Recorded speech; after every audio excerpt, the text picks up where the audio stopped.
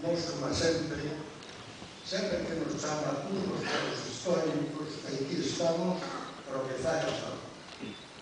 En primeiro lugar, vou que facer entrega a don Gerardo dun agasallo que tiñamos preparado, que saludimos, pero falta a fotografía, que a cosa gráfica que queda como recordo da estancia que fixo o Ourense este pequeno homenaxe a Gerardo, que foi presidente de Cántico de Natal.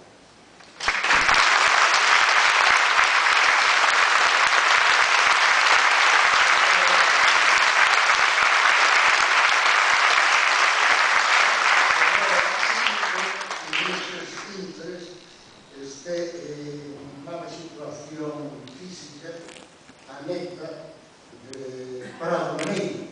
Prado Meiro foi un dos fundadores da Coral de Guarda. E nós temos instituído un premio a tal persoas. E dámoslo sempre a entidades ou persoas que han feito algo por a nosa vida, a nosa cultura e tal.